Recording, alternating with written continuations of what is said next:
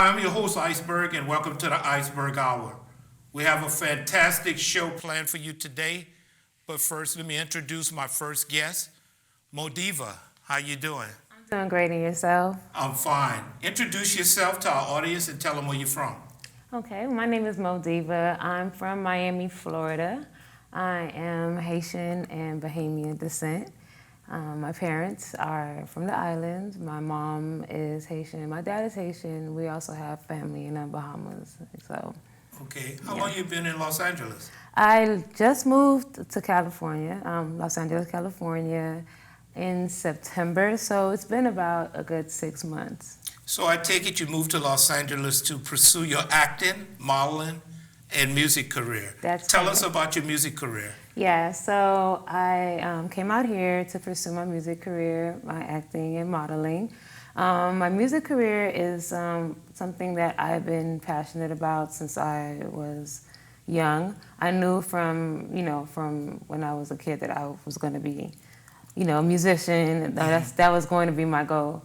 My godmother, she actually got me into the music. I was 5 years old. She was like, hey, it's this gospel song. It's in Creole, which is my language that I speak. Okay. So she said, I want you to sing this song. You're gonna sing it in front of the church. So I'm like, okay. So I learned the song at 5 years old.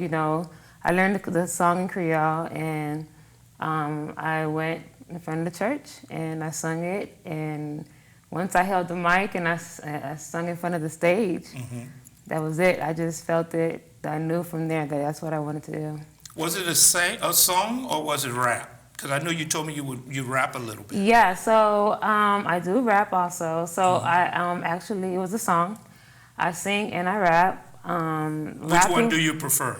I love both. Okay. Equally. I get to express myself in many ways. So depending on how I'm feeling, so which gives me that advantage. So if I want to sing, if I hear a beat that's mellow, I'm like, hey, I can feel this vibe to it. I can sing to this. If I feel like I want to switch it up, add a little rap to it, I get the advantage to do that also. So it's beautiful. It's a gift. Do you have a producer that you work with? Yeah, I actually have a great producer. Shout out to Jay Hit'em. Y'all follow him at Jay Hit'em. He's doing his thing right now. Fat Boy Season. Y'all check it out. Real lit, really talented, and I'm grateful. I met him out here. So we've been working together. We have some fantastic music, great music coming up. I can't wait for everyone to hear it. I know you guys will love it.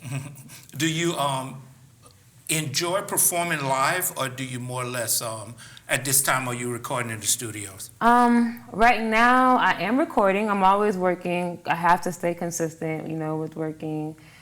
So, yeah, I'm in the studio, definitely. And I'm also performing. Right now, I've done a few shows out here, but I'm just trying to, get everything as far as, the music, really solidified. And then, once I'm ready to go, I go. But I do have a new single that's coming out. You guys just look out for it. It's a banger. What's the name of it? Do you want to tell us, or you want? Yeah, it's called Marco Polo. Marco Polo. Yeah. And it's rap or it's music? It's a rap. It's a rap track. Yeah. Because we planning on doing a Stop the Violence tour soon. Okay. Actually, in a couple of months. Would you be interested in performing with the group? Yeah, I mean, definitely. I'd love to. I love performing. Performing is definitely something. Again, I picked up that microphone, at 5. I sung in front of that church, and that was it for me. I just knew this is what I wanted to do. So performing is definitely something I love. I love expressing, my music with the people. So that's cool. Yeah. That's cool. So you got the music background, but you also have the rapping background. Who and which one inspires you the most? I would say singing first, because that's what I, initially started off. That's what inspired me. That's what got me started into music. And then, the writing came with it. Writing music, and with writing and singing, You know, I realized, okay, you know, I have a talent that I can be able to write and, you know, really good with the words. So, you know, I just freestyle, you know, freestyle singing, because that was like something I enjoyed doing. You know, freestyle singing, you know, I hear a beat, I probably just come up with some stuff, and then, you know, just one day I was like, you know, let me just try this little rapping thing. So sing, rap, you know, and then tried the little rapping, transition into rap, and I was like, okay. So you liked it? I like it, you know, it sounds good, and then, you know, sung it around my friend, rapped around my friends. They was like, okay, you should definitely try it. So in 2010, when I went ahead and remixed the Egyptian track, Hold Ya, and once I recorded it, everyone fell in love, and they was like, yo, you definitely have to add that to your resume. Like, So how do you promote because you actually promoting yourself. So how would you promote your song for our young interviewers that trying to get into the business? I would definitely tell, for promoting yourself, you know, everything is, you know, one, networking. So go out there, talk to people, let people know who you are. You know, you never know who you're talking to. You never know who's listening. You know, go to those open mics, go to those, you know, those places that's offering the opportunities for artists to showcase their music. And that's a great way to promote yourself. You never know who's there. People come there with their friends, you know, with family, you know, to support them. And you never know, you gain a fan yourself, you know. So definitely go out, network, talk to people. Don't be afraid. Don't have a stuck-up attitude, because nobody wants to talk to a stuck-up person. So, Right. you know, just be open and just, you know, let people know who you are. By being a female rapper, who inspired you the most as a female rapper? Man. And you could go old school if you need to. Oh, I'm going to go old school. school. I have to say, you know, throughout my years of growing up, Missy played a big Missy Elliott, yeah. Missy Misdemeanor Elliott. She played a big. Missy's bad. Missy's she bad. is to the bone. You know what really got me with Missy is when she started getting finally all those awards for best video, lyrics, yes, presentation, and when you listen to Missy Elliott's music, it's like, wow, she's singing about stuff that's future and in the past. Yep. And I can't even name a female rap artist that's out there now.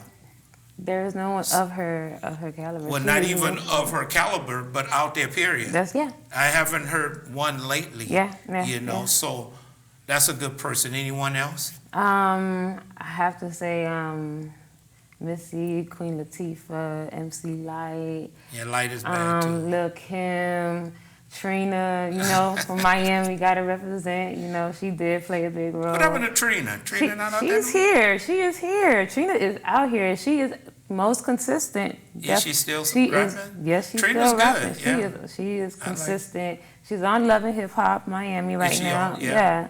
So she's definitely working. She's never stopped working. I definitely salute her.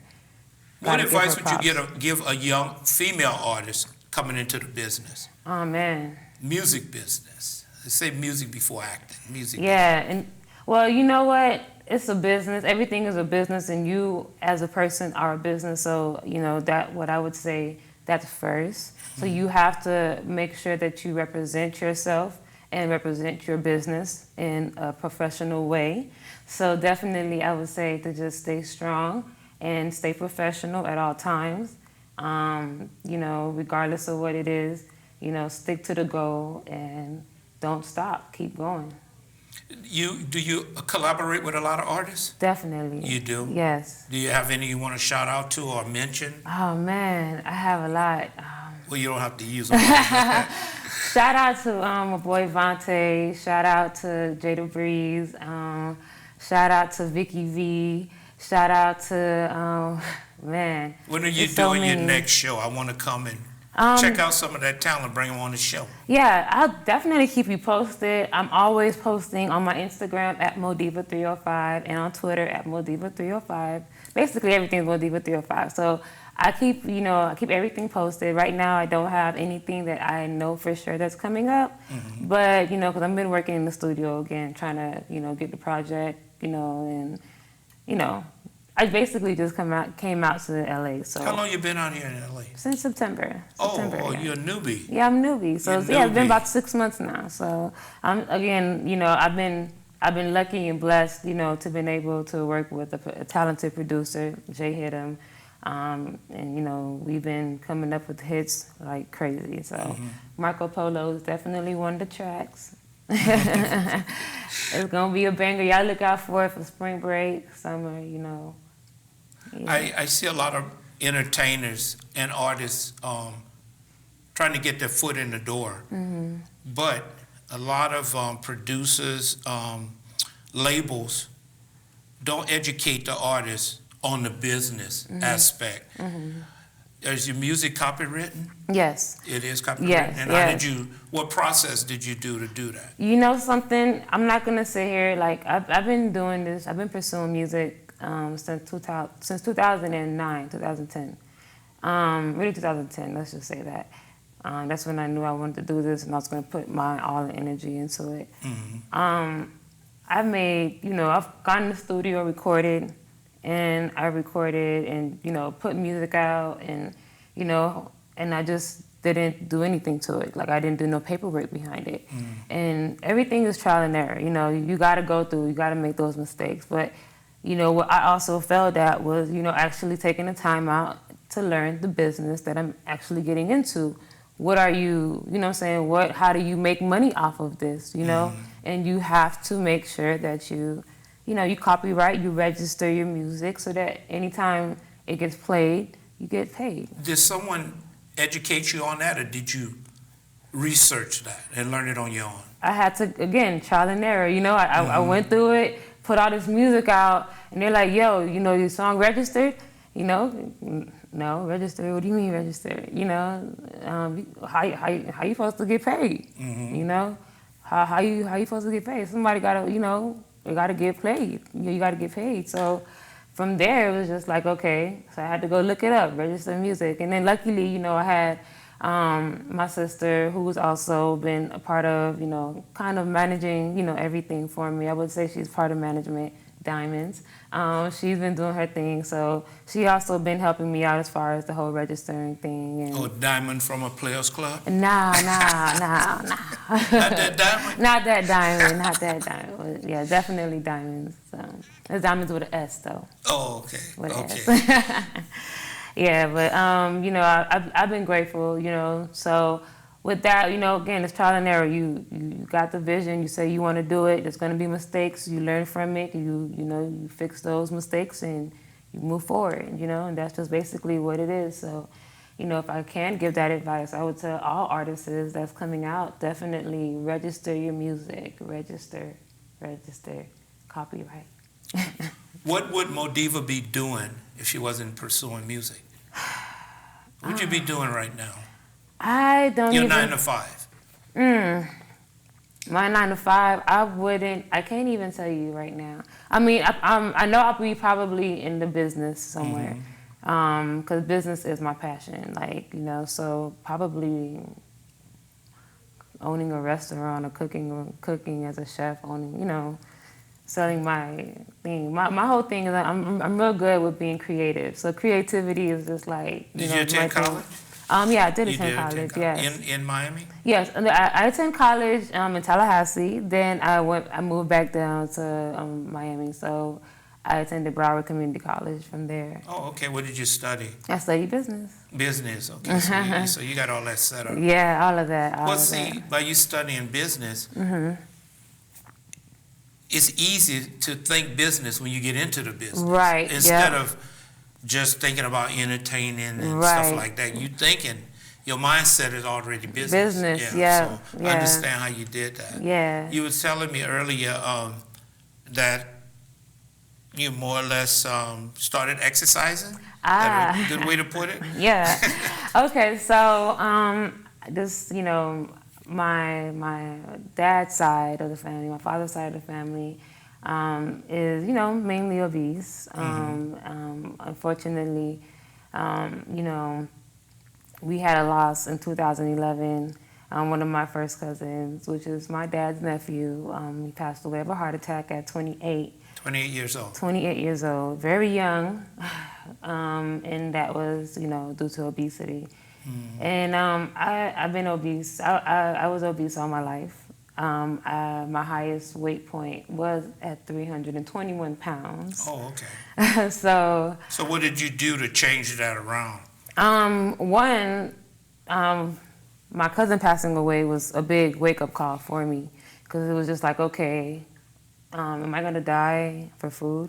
Like, that woke me up from there, and I'm like, that's not the reason. I'd rather die of old age, or, I don't want to be the cause of my death. That's just basically how I had to look at it. So I woke up, and then also, I always had the confidence of a diva. That's where the Mo Diva comes from, because my first name is Mona, and I always carried myself, in a diva manner. Hair done, nails done, heels, always got to be nice.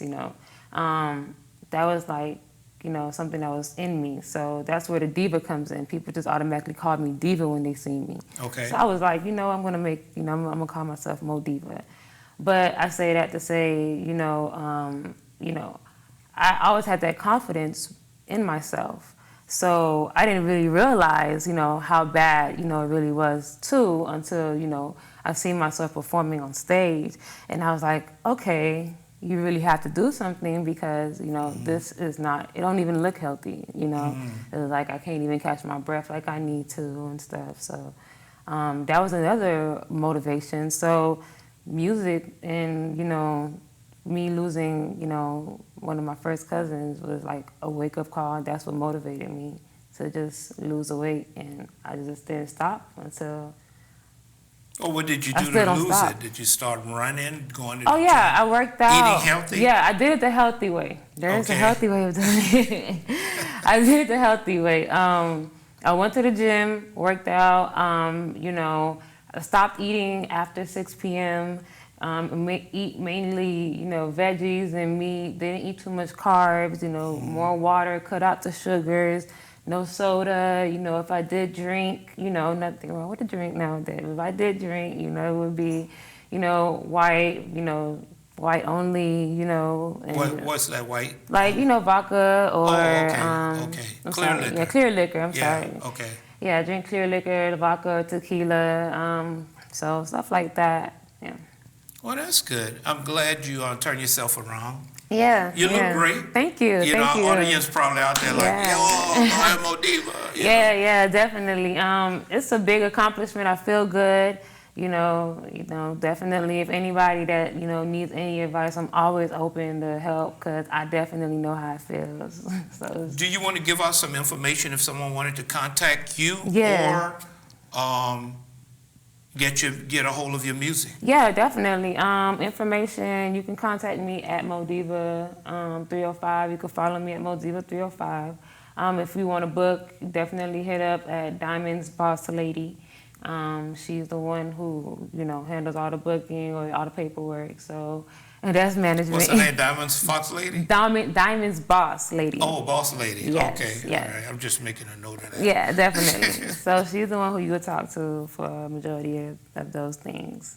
Well, you've heard it live here from Mo Diva. Yes. I'm Iceberg with the Iceberg Hour. And we'll be right back after this quick timeout.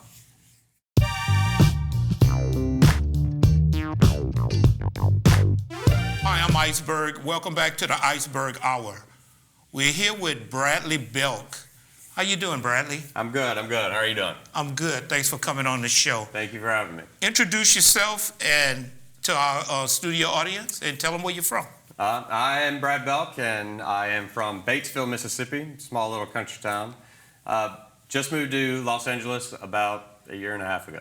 So, used to live in New York and made the transition out west. Tell my audience, we was talking about this earlier, tell the audience the differences from New York to California. Well, it's more laid back here. I mean, New York I went straight from Mississippi to New York City, so it was the biggest culture shock. Mm-hmm. And Los Angeles was somewhere that was just so far away. I never thought about coming out here. But I reached a point where I was just like, I need a change, and I made the decision that I was going to save up the money and move out here. So I saved up the money and I jumped in my car one day and drove out. I probably didn't have enough money as I should have, but I did it anyway, and I'm still here. Well, you know, a lot of people came out here after Katrina from the South, Mississippi, Louisiana, Texas. Were your family also moving because of a natural disaster? Well, I grew up in North Mississippi, so my family wasn't affected by Katrina, but I was in college when Katrina happened. Okay. And I was in Hattiesburg, Mississippi, so we felt, I was affected by it. We had to like funnel gas out of one car into another just to get out of Hattiesburg. But that didn't affect my decision of moving to New York City. I knew I wanted to do TV and film journalism. That's what I got my degree in, and wanted to take off and see the world. See the world, and I went to New York City. Was your experience as far as pursuing your dream of being in television, has it come to life, or? Well, in New York, I did do a spinoff of American Pickers. It's a show on the History Channel, filmed by Cineflix Productions. And I went around in the Hamptons with this guy named Vince, and we looked for vintage Louis Vuitton luggage, purses. I was his assistant on the show. Taking place in the Hamptons, you know, it's all fancy to have a southern Mississippi boy as an assistant.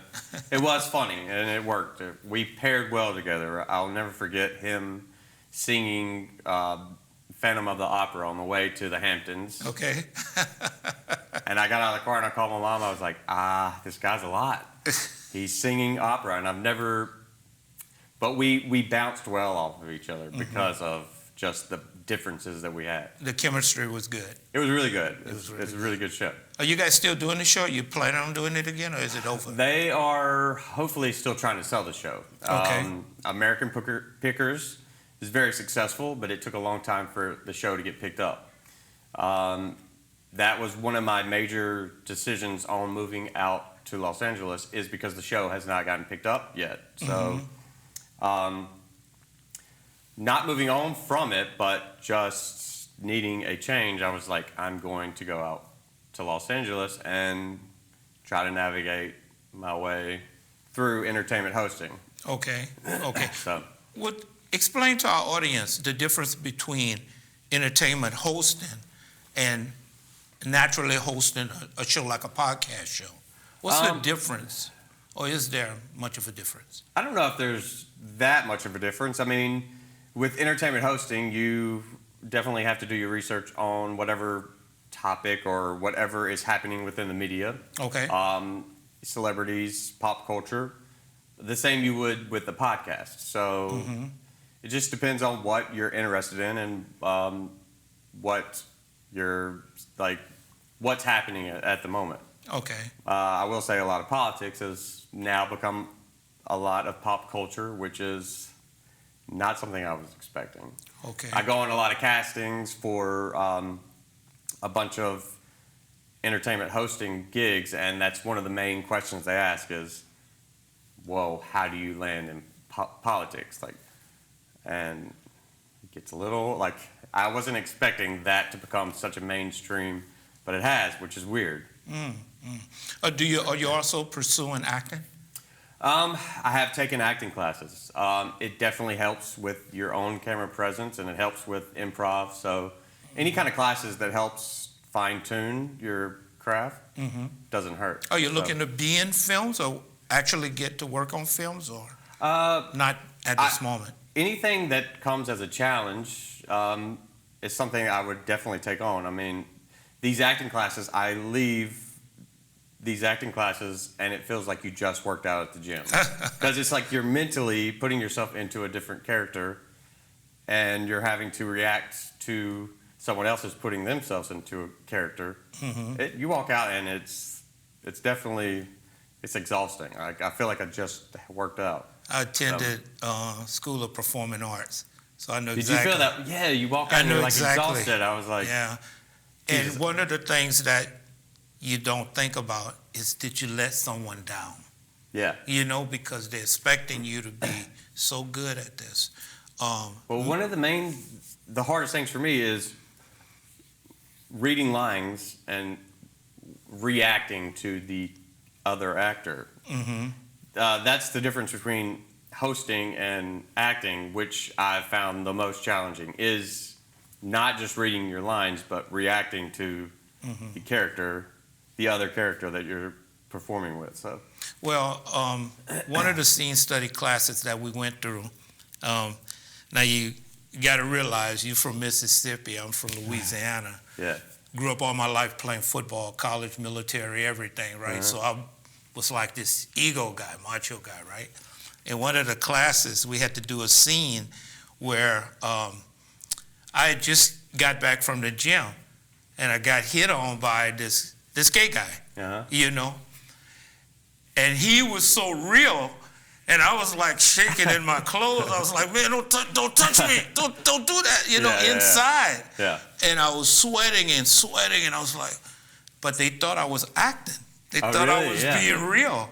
And after the performance, they stood up and started clapping. I got my agent the same day. Oh, really? But I was like, oh. Well, you have to pull emotions out from somewhere, and But who knew that? Who knew it took something like that? Yeah. I've been in the military where I've seen some things. You know what I'm saying? But to have to react to something like that in a class in front of everybody. Man, I was so embarrassed, man. Well, you pulled out the real emotions, So that's part of acting that's kind of exhausting. Would you be interested in doing action films? Have you ever given this some thought? I mean, of course, because that's the reason why I've taken these acting classes. But it's more challenging to me, acting, than hosting. Hosting is you're in a segment where you're dealing with things that you're interested in and you love to talk about. And acting is a whole different world, because you are putting yourself into a character and you have to take on this persona. But you could sell it. I think you could sell it. I think you could. I mean, it's definitely challenging, and like I said, I like a challenge. It's work. You'd be surprised.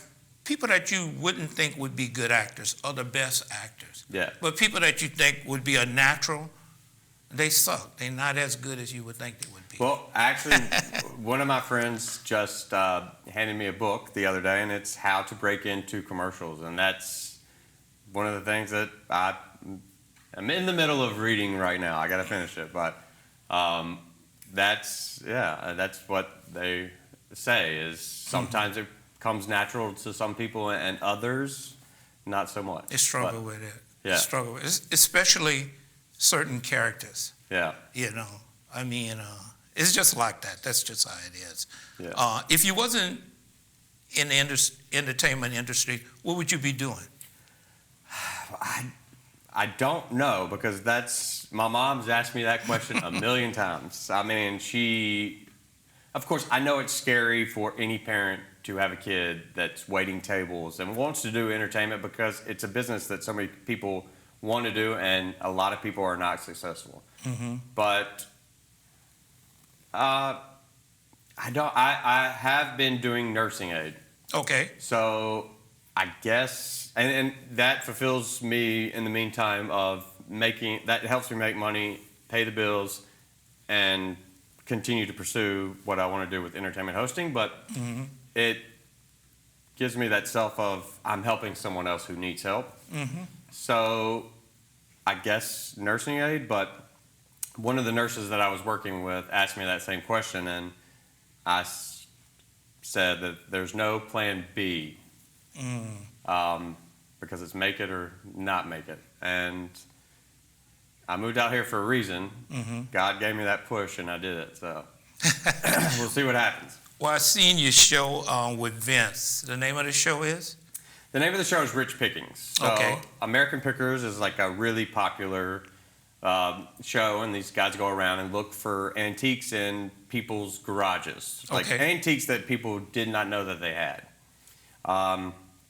So they wanted to do a spin-off sister show, Cineflix Productions, and kind of went in the opposite direction. Me and Vince go to the Hamptons. Okay. And look through like rich people, what they're selling, like vintage Louis Vuitton luggage.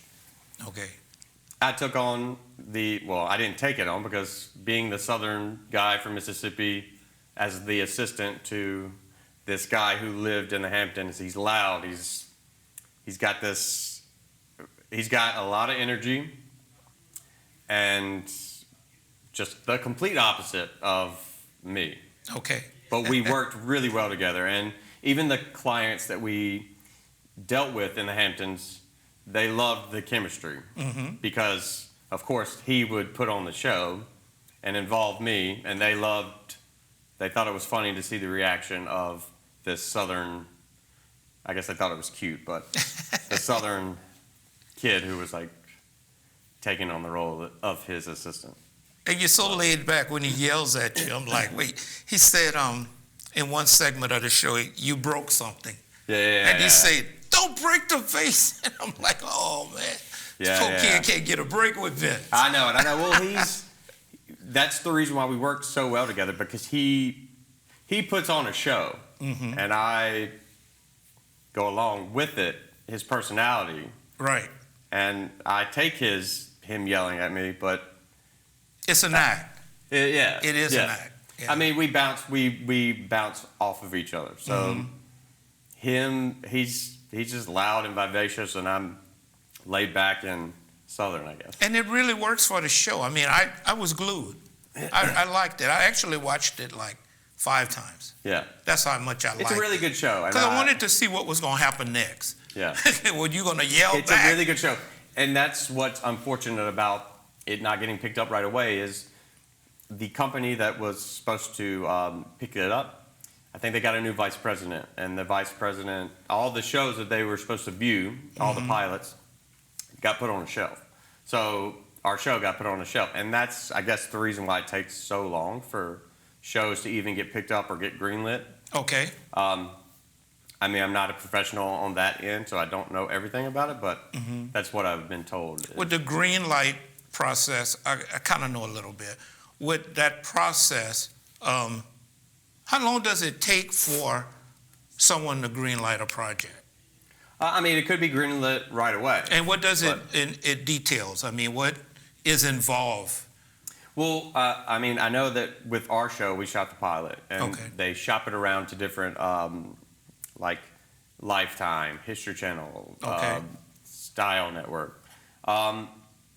It just depends on if the network wants to pick it up. They'll pick it up right away, and that, they green light it, which puts it on air. But with ours, if the first network doesn't pick it up, they shop it around to different networks, and sometimes it takes a while. I do believe that American Pickers took a while to get picked up, but now it's one of the most successful shows. So that network has to find an interest in that show that can get viewers to watch the network. Of course, and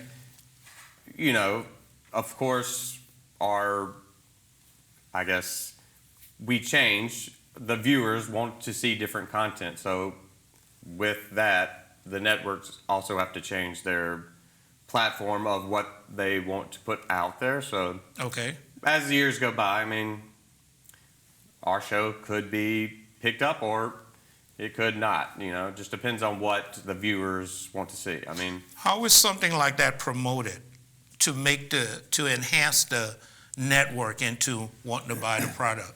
How do you just getting it out there? I mean, Rich Pickings is the show that was the title of the show, that a pilot that I filmed.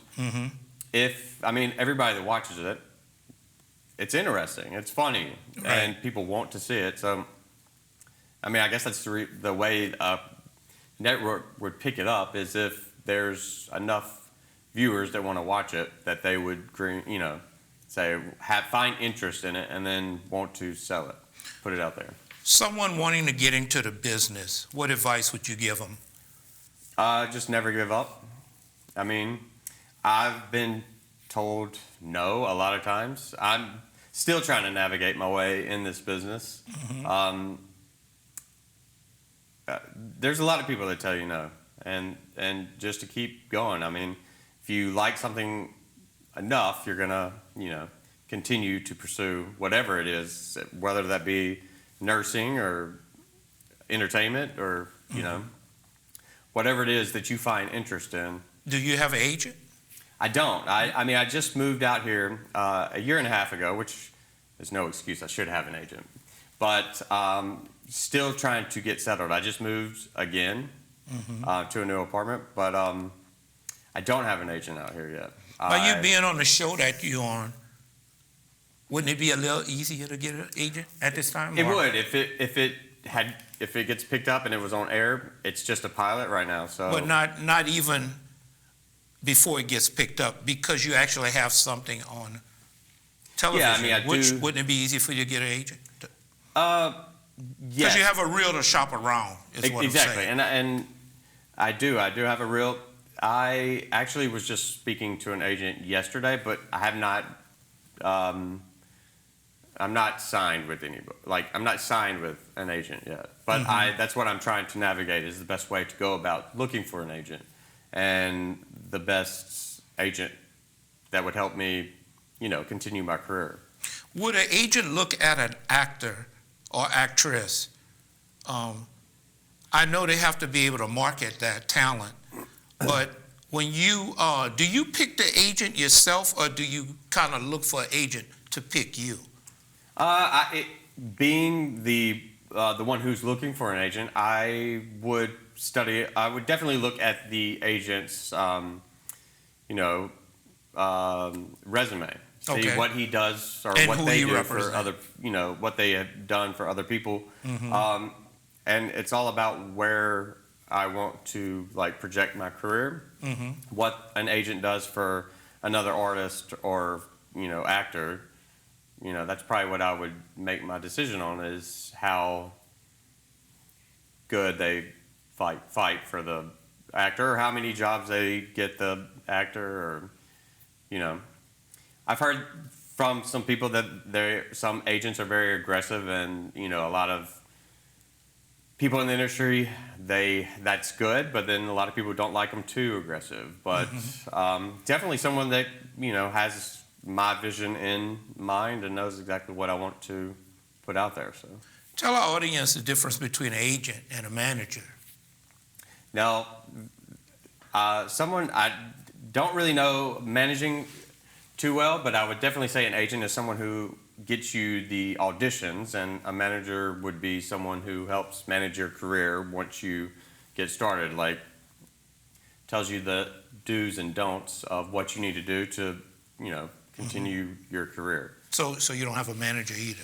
No, I mean, that's the thing, is in New York, things started taking off, and I had a lot of people on my side, and then coming out here, I'm starting fresh. And LA is a different ball game. Everybody's acting. LA is a different ball game. It's crazy out here. It's starting all over, but that's not a bad thing, because it builds character. I know when I was acting and pursuing it, all you needed was headshots, submit headshots. If they liked, they called you in, interview, send you out on some gigs. Now with social media, it's crazy. Yeah. And you got these. It's a big change now. Influencers that.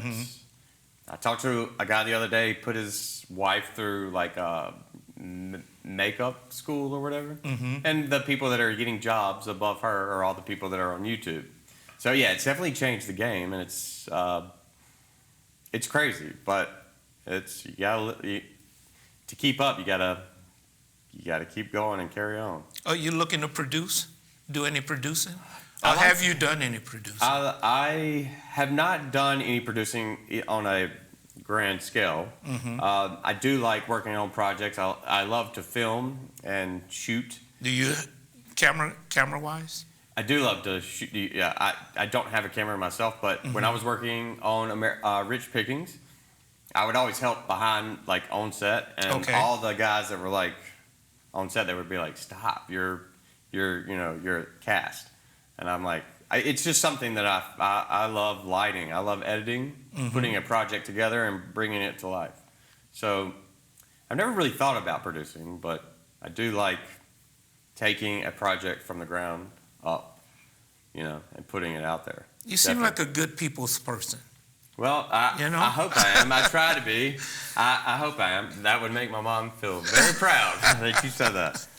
You just got that type of charisma. Well, thank character. you. Thank you. Thank you. And I try to be. That helps you when you're meeting people. Well, thank you so much. I try to be. I mean, I've definitely grown over the years, but good parents. Good parents. Well, that's good. Who are some major celebrities you've worked with since you've been out here and in New York? Joy Behar was one of the people. She's really good friends with Vince. Okay. So, okay. Is that the lady that was on your show? She was on The View. On The View. Okay, I know who you're talking about. Yes. Yeah. So, I don't really know her that well. She was just one of Vince's friends that I came in contact through Vince. Do Vince yell at her also? I think that the reason why they're good friends is he's just as loud and he puts himself out there just as much as she does. I just got out here, so I haven't worked with any major celebrities, but definitely influenced by a lot of celebrities. Would you, at this point in your career, would you be open to doing background work?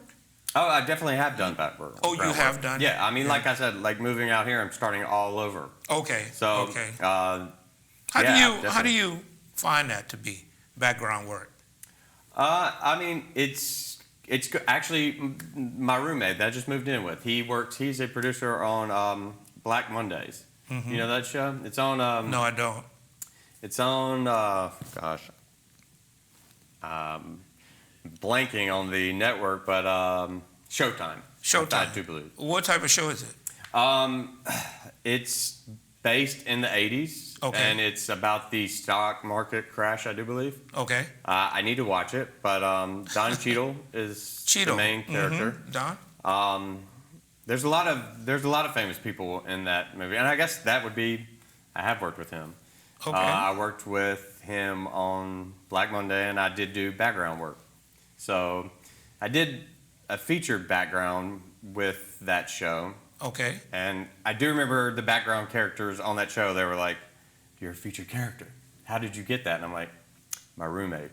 Oh yeah. Is one of the producers, but you would think he would get you a speaking role. Well, he's a producer. The show continues and the character that I played, it's just I play the piano man at the church, but there's a lot of scenes that are shot in that church. So who knows what will happen? You never know what will happen, but I know this Hollywood, right?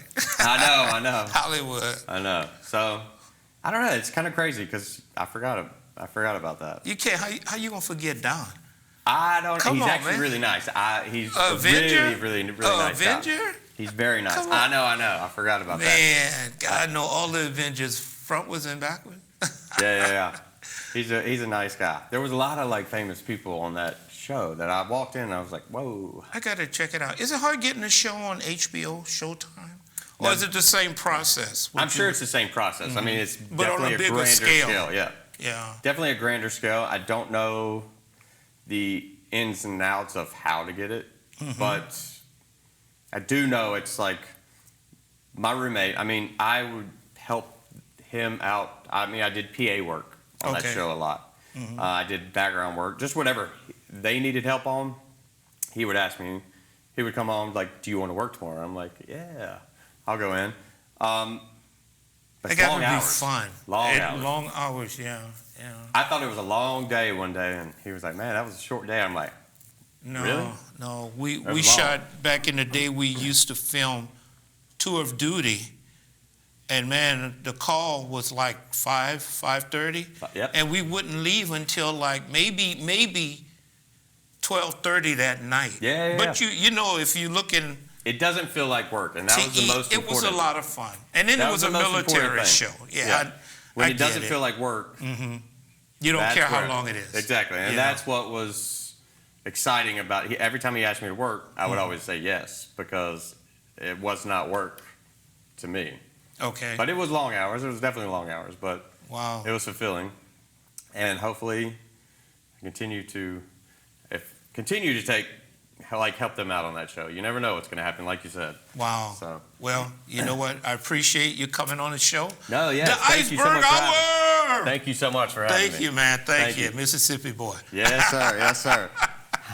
We'll be right back after this quick break.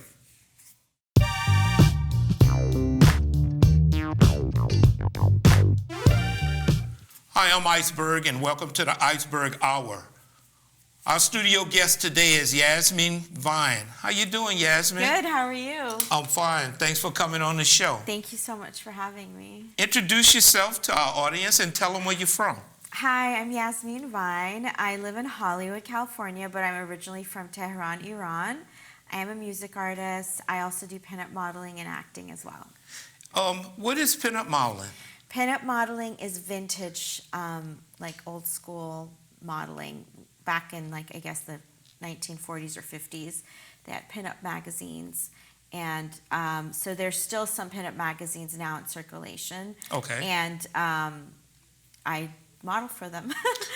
Is it like swimsuit, It's clothing or themed holiday stuff that I do, yeah. And is I guess what I want to say is the material from your country, or is it from the United States that you model? No, it's from here. Oh, it is Yes. from here. It is from here. In Iran, that would be very illegal. It would be illegal. We Yes. talked about that Yes. earlier. You told me growing up you wanted to pursue acting and dancing, Yes. but it was kind of Music. illegal. Yes. Explain that to us. So Iran is an Islamic country, so Okay. it's illegal for, even to go out like this, it would be illegal. But singing and dancing is definitely illegal. It is. And why is that?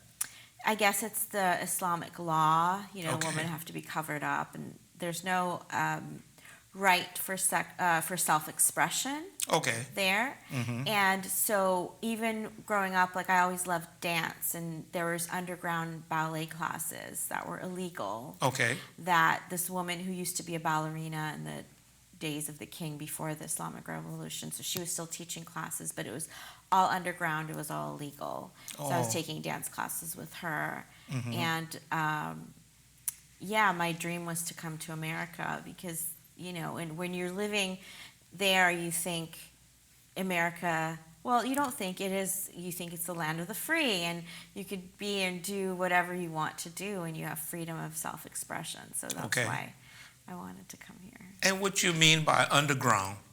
Like illegal. Like, Illegal? Yeah, like literally her classes were under her apartment, like underground Oh, in a okay. basement, but it was also illegal. If you were found to be doing these dreams or goals you had, what would happen? Well, they would get arrested because Okay. you can't, if you go out with lipstick, you can get arrested. If you go out showing your hair, you can get arrested. Mm-hmm. You can get arrested for pretty much anything. What's the custom of wearing a veil?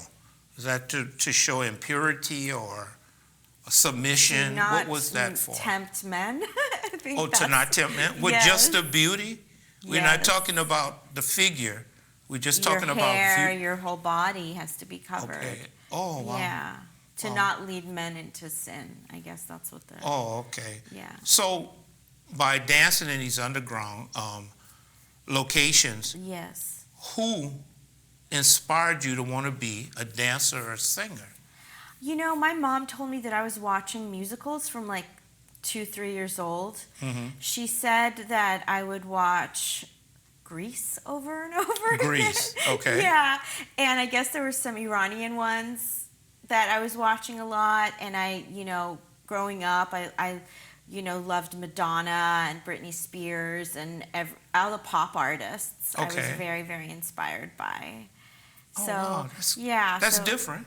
That's Yeah. very different. Yeah, so I was very inspired, and I was like writing songs from a very young age. They just kind of naturally come to me. I dream of songs, and I would get up and write them. Okay. And so writing songs is a talent that just always came very natural to me. Oh, okay. Mm-hmm. But I know that's true because my writer mentor, Judd Lawrence, told me years ago, he said when you get an idea for a script, keep Right. a notepad and a pen by your bed. Yes. And when you get an idea, jot it down, then go back to sleep. And the next morning, you'll remember what you wrote or what you were dreaming about. And he also told me advice, and just a really nice guy. I met him at Fox Entertainment years ago when I came out to California. He also told me when you write a screenplay and you submit it, forget it. Right. Forget it. Don't look for them to call you back. Just do your part. Just do it, and get let it out there, and leave it alone. Yeah, And that's really good that's advice. weird. I haven't got called back yet. I guess I didn't write enough of them. So tell us, what are you doing now? I'm primarily a music artist. When I first moved to America, I went to Santa Monica College and studied dance. Okay. And then I went to Musicians Institute and studied songwriting and singing. Okay. But once I left Musicians Institute, I was very much in my shell still because I had grown up in that type of environment. Mm-hmm. So I wasn't comfortable expressing myself on stage. Okay. So I thought the thing that would really throw me out there would be burlesque. So I started taking burlesque classes, and they teach you how to really express yourself. And I did that for a while, and then I started performing my own songs through burlesque. And then once I felt, confident, comfortable enough on stage, then I was able to just transfer to being a music artist. Mm-hmm. And how did that go? Because I was always informed, not more or less informed, but I've always seen burlesque shows containing gay men dressed in drag doing these shows. Is that the same? No, it's not the same. I've had shows, I've been hired. There are shows that combine drag and burlesque because they're similar in a way that they're kind of overly theatrical and overly out there. And burlesque contains an aspect of striptease to it, but it's more theatrical, whereas drag is, men dressed as women performing. Right. And there is a couple of venues that had drag and burlesque shows combined. Okay. And I performed with them, and that's really fun to do. But is it separate with the guys, or is it together? The shows were together, so they'd have Okay. a drag queen and a burlesque dancer, a drag queen and a burlesque dancer. So they would combine the two. And then in burlesque shows, we would, I produced a few burlesque shows myself, and I would hire one or two drag queens just to add variety to the show. Well, I'm not saying or taking anything from an artist is an artist, and some of those entertainers are very talented. Very talented. And Thank it's God very I said the right word. And I did burlesque. I personally feel like every woman should do burlesque because it really makes you comfortable in your skin and lets you really enjoy being a woman. And so I'm very grateful that I did it, but it wasn't my end goal. It is an end goal for some people, and that's great. But my end goal was music. I really wanted to get comfortable and be fearless on stage. Okay. So I thought this would be a great route to take. Since I used to be Muslim, this was kind of like exactly the opposite. So it was really helpful for me. Is it like something to achieve these goals or something that you set out to do? Was it always versus being Muslim and where you came from compared to what I'm doing now and this is me? You see what I've become because I wasn't able to become this there? I'm very aware of the freedom that I have here. I'm very grateful to wake up every morning in Hollywood. I'm very conscious of knowing that I'm in a land of opportunity. Right. And I think a lot of people here, or people who were raised here, don't know that. I'm very grateful every morning I wake up in Hollywood excited to be in Hollywood. Wow. Because I know the alternative. Hollywood, but America, period. Right? Absolutely. Yeah, but even amongst America, Hollywood. Yeah. Because I live in Hollywood, and if I could live anywhere in the world, I'd live in Hollywood. Oh, that's good. Yeah. That's good. I'm military, former military, so I have to say this or ask this question. Because of the problems we've had with Iran, do you feel is certain things you can say in the public and not say without being either judged by your people or penalized in some way? I was judged by my people for doing burlesque, period. Right. So that was, I don't, everyone's different. There's going to, whatever you do, some people are going to judge you, some people are going to support you, whatever you do. Right. And when I first was, I'm primarily a music artist now. All my shows just contain me singing and performing. But when I was very much into burlesque, a couple of Iranian magazines featured me, and a lot of Iranians were like attacking me, But why? Why were they attacking? Because it's not modest, or it's against the culture, or it's not a common, most people are raised to be doctors or lawyers or engineers. Right. They're not, being an artist is not very supported. But I feel like everything you do that's non-conforming will have that. Right. So, I have a choice to be conforming to what other Iranians do, or to follow my own heart, and I choose to follow my own heart. Are you happy doing what you're doing? Very, very happy. You are. I love it. Every day is exciting. You never know what's going to happen. Like, I'm here today. Like, Look this at is you on fun. the Iceberg Hour. Yeah, huh? exactly. Chilling with Iceberg. Tomorrow I have something else, then another show. And every that's time you good. go on set or do a show, you never know what's going to happen. But I feel like as long as I'm sharing my artistry, then I'm doing what I'm supposed to be doing. Do you feel you owe or don't owe anything to these people that criticize what you do? Owe them anything? Yeah, owe them a reason why I'm doing this, or? No, I just think that when people don't allow themselves to do what they really want to do, it kind of pushes their buttons if they see someone else doing it, And is that a positive or negative? Is that a good thing or a bad thing? It's not a good thing, because whenever you see if you see someone and you want to do what they do, or allow yourself that type of freedom, if you support it, that energy is going to come back to you, Right. and you're going to do it too. If you judge and condemn and criticize them, you're only going to continue limiting yourself. So it serves no one. But I'm not here to please any specific people. People are free to think whatever they want, say whatever they want, and I'm free to do whatever I want. So that's what I'm going to do. As an artist, I think you mentioned Madonna, but was there anyone that inspired you, or someone that you wanted to be like in the business? I love old Hollywood, so I love Mae West. I love Marilyn Monroe. Okay. I still watch, YouTube old Madonna interviews and videos, just because it's like continuous inspiration. Lady Gaga is really, inspiring as well. So I think I like larger than life females. Yeah. Yeah. Oh, okay. Are I you do. larger than life, or you feel I'm you're? being me. I don't know. Wherever that takes me. And I don't know if Dita Von Teese is another one. She's like the most famous burlesque dancer in the world right now. I have to start watching that. Yeah, she's very Because I've inspiring always as well. related it to the Drag drag. shows, Okay, right, thanks. drag So I shows, didn't. Yeah.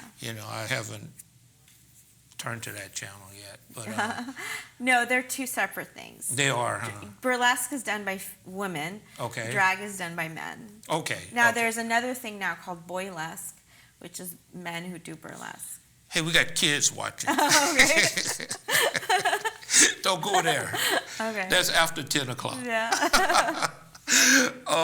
What advice would you give to young entertainers wanting to get into business, like yourself? Just follow your heart, and don't think of what am I getting out? Is this happening? Is this not? It's not so much. It's just about being excited about life and doing things that you love to do and expressing your authentic self. Okay. I would say. Wow. Yeah. So what other projects do you have in the future, the near future? I'm working on a few new songs right now that I'm hoping to release later. Do you this do live year. events? I do a lot. I perform live very You do? much. Yes. I'm going to be performing on February 8th at Rage in West Hollywood.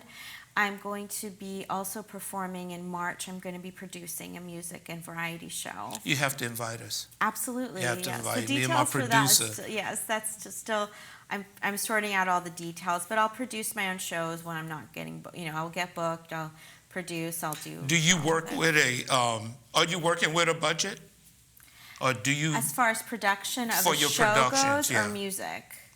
either or, do you usually, most of the time, is it your own money that you're using, or do you have an investor or No, I a use my own sponsor? money right now. I'm using my own money with songs that I create, but I work with really good producers, so they create the track and I write the lyrics and What's melodies. the process of doing a production? What do you go through? Of a song or a show? Of a production, a show? Oh, well, the first thing that I would do is contact the venue and tell them what kind of show I want to produce. Okay. And we'll set out the details as far as how much it'll cost, how much the door will be, and all that stuff. And then And you set that up yourself, or you have a team that you're working with? I have some assistants. I have some people that work with me. Okay. And then I have a good pool of entertainers that I select from. Okay. I'll say, hey, we're doing this show. Do you want to be a part of it? And I'll usually combine singers, dancers, actors, comedians, drag performers, all of that. So any normal production that you do or produce, it lasts for about what, 2 hours? About an hour and About a half. 2 hours? Yeah. Oh, okay. Yeah. And they're very entertaining because they'll have singers and dancers and comedians and all sorts of entertainers. Well, I saw your video that you showed me, and I was impressed. I mean, it looks you. like a lot of work. Yeah. My sister in Louisiana, she produces stage plays. Okay. And that's a lot of work. It's a lot of That is work. a lot of work. Yeah. A short film is nowhere close to being a theatrical performance, a Really? production. It's not the same. I mean, with actors, you could just go and rehearse, but on stage, you have to know where to enter the stage, where to exit. You know what I'm saying? You got to bring down curtains. You got to Right. bring props on the stage, set them up. I mean, that's a lot of work. Well, when I have my own shows, my own music shows of just me, I usually work with a crew of dancers, Okay. and we'll rehearse a lot before going in, and I use a lot of theatrics in my shows. How long does a rehearsal last for to get something down? Because you got to, Like a whole show, Yeah. maybe like a 7-song show or something like that. We would rehearse probably for 2 weeks. Yes, and I'll have, what I love about Los Angeles and what I love about Hollywood is there's so many talented artists and dancers. You out collaborate there. a lot? I collaborate a lot, and I love collaborating. So I would work with dancers and choreographers, and we'd rehearse at studios. I'll use different costumes for each song, different props for each songs. We'll use like 4 dancers for one song and then another 4 for another, and so then when I do my That's a shows, big it's because- production. It's a big production, yeah, and I love it. I mean, I really, really enjoy it. The audiences really enjoy it. The dancers really enjoy it. Everybody wins. And you sound so professional. You Oh, sound like thank you got it you. nailed down, and that's good. Yeah. I don't know, we have a lot of people looking at this show.